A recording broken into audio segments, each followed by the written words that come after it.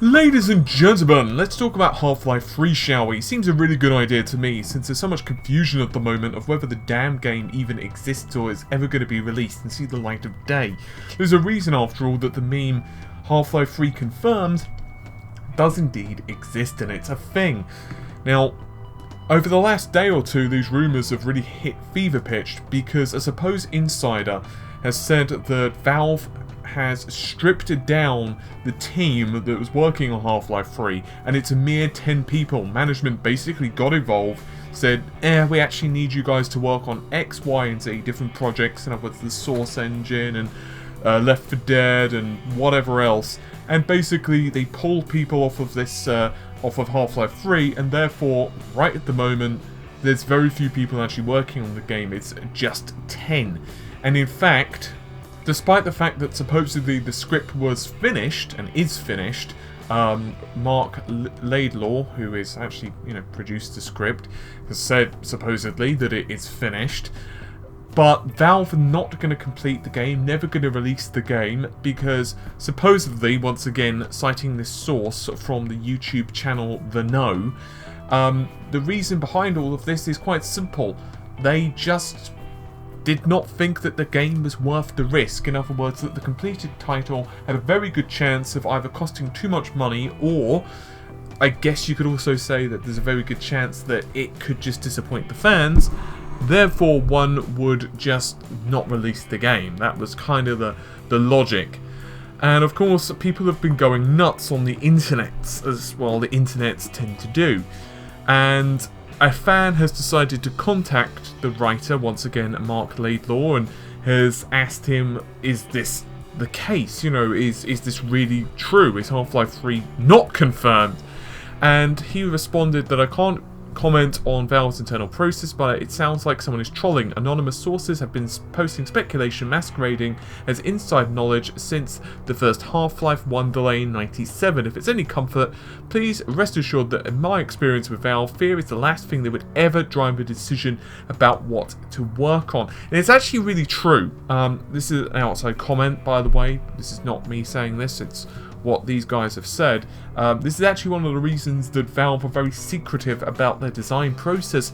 Furthermore, it's another reason that it's not publicly traded stock. Gabe Newell was asked about this, and he basically said that it's so that we don't have to basically be someone's bitch. Obviously paraphrasing, but at the moment, if you look at a lot of AAA studios, to please your investors, unless you've got very cool investors, most of the time investors are just interested in the money. They invest in a company not necessarily because they care about the product or the company, but because they feel that company is going to make them money.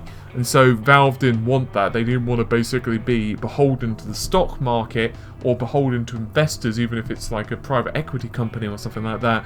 And therefore they've said, no, we're just going to keep it internal. This is one of the reasons that Gabe Newell himself actually owns controlling interest in the company. Very smart decision in my opinion, since they didn't really need the external investment anyway. Anyway, moving on.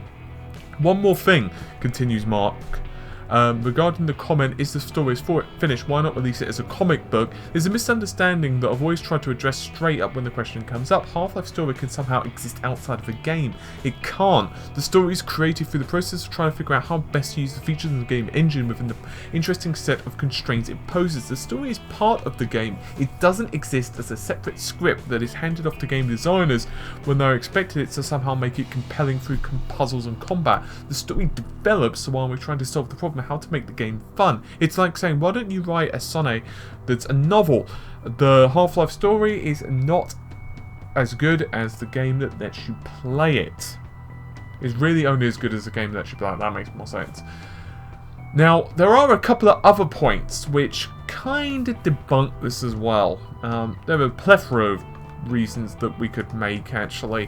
One of them is that most people would assume, and you might recall some leaks a while ago, I believe they were last year, but don't quote me on that, about the Half-Life engine, and we know that Valve are working on Source 2 now. Most people would agree that there's a very good chance that they're probably going to wait for Source 2 to become a thing before they announce Half-Life 3.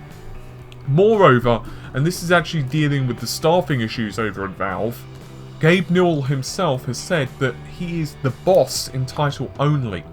And in many ways, there's actually a really odd design structure in terms of the company, how it works in Valve.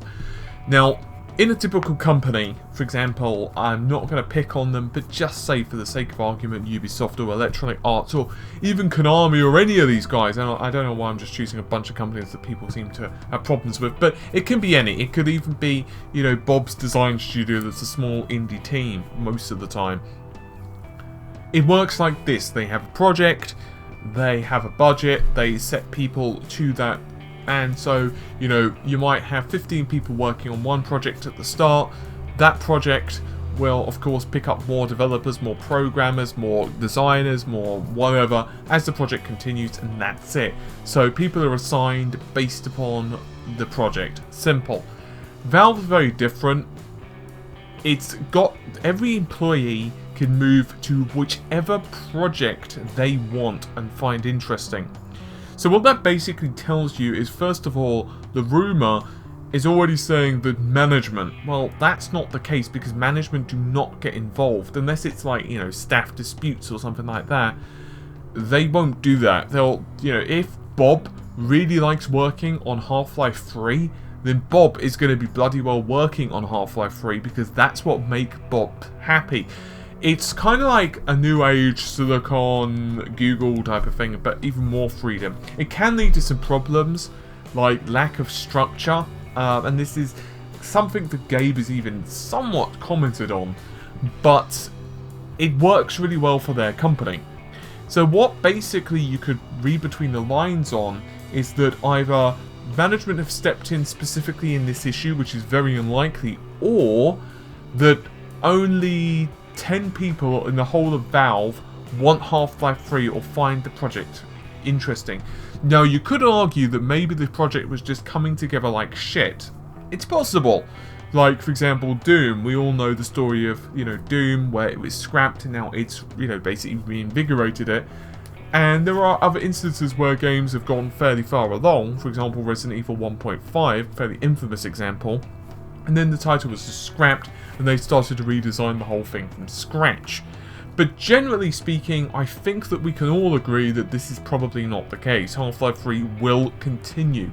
Now, I'm not saying that this is Half-Life 3 confirmed. I do not have internal sources in Valve. I wish I bloody well did. But even if I did, I would not report this because anonymous sources when it comes to the stuff, especially for a game like that, unless you can actually really give solid reasons, it's a little reaching, and this feels really reaching. My personal opinion, and this is personal, that, you know, I could go into a whole slew of other reasons by basically carefully performing analysis on every single action that Valve's done and all of the leaks up until now. But, you know, most of you guys are probably going to know this stuff anyway or can do a Google. But, effectively, it just doesn't make sense. Valve are not a company that give fucks about fear. They're just going to do it because that's what Valve do. They are a company that doesn't really, most of the time anyway, cave to pressure. Unless it's really, really big pressure. You know, like refund policy type of pressure. 90% of the time, Valve are a force majeure. They're just going to do whatever the hell they want. Developers, you know, the people in Valve basically are creative people. They will work on something that's fun. Now, I don't know the state of the storyline for Valve's internal processes, and I don't know the state of the Half-Life 3 development cycle. My theory, however, is that they are going to wait until the Source 2 engine is completely and utterly finished. There's also reports and rumours and speculation, and once again I'm reporting it as rumours and speculation, I'm not reporting it as internal crap, that there's a very good chance that they're also waiting on new technology. For example, with the Steam boxes and all this crap to become the norm, which would make sense, because obviously they're pushing that stuff. And supposedly the Source 2 engine is completely and utterly based on Vulkan. It can run Vulkan really well. I'm assuming it will also have DirectX 12 modes quite readily and you know, optimize all this stuff. But Valve basically know what they're doing, is what it comes down to. They know what they're doing, and I feel confident. I think we will have Half-Life 3. Does it mean we're going to see it in 2015? No, probably not. Are we going to see Half-Life 3 in 2016? Who knows? Maybe 2017. We might not see it until 2020. There have been a lot of instances where Valve have delayed stuff like the original Half-Life. But you know what? If that's what it takes, if Valve is delaying it, there's a reason behind the delay. It's because they don't feel that their current engine's up to snuff. It's because they don't think that they've got the puzzles down properly. And you know what? I'm cool with that. If I have to wait until 2018, for the sake of argument, to play Half-Life 3, but the game is fantastic, and I think to myself, holy shit, this is like as good as when I first played Half-Life 2. Like, when I played Half-Life 2, this is back in the day, there was a moment, and this is completely and utterly off topic, but there was a moment, and I had the same thing with Half-Life 1 as well. With Half-Life 1, the moment for me was when you loaded the game up and you're in the tram and you go through, and I played it with Voodoo 2. Yeah, I had the Voodoo 2. Played that sucker with glide mode, and I was like, holy crap. Like, I'd played games on my PC before, obviously, but I'd just gotten a good system for once. I was mostly a console gamer at that time. Just got a good system, ran out, bought like a Creative Labs, a Voodoo 2, 12 megabytes, and holy shit, loaded that sucker up at 800 by 600, and it was so awesome, like the intro, I stopped playing it, I'm not even kidding, and I called my friend round, and he ran round after school, and basically, we just played it, and his mouth just dropped, like when we played it, and for Half-Life 2, it's the same thing. There was an instance where, in Half-Life 2, I won't spoil the storyline, but there's this bit basically where you're being chased in the waterways, and there was another bit which is Ravenholm. I won't spoil the storyline just in case you've not played it. If you're like one of the 3 people who's a PC gamer on the planet that's not played it, but if you've played the game and you've gotten to that bit, you know what I'm talking about. Like when you're being chased in the waterway and the music starts pumping.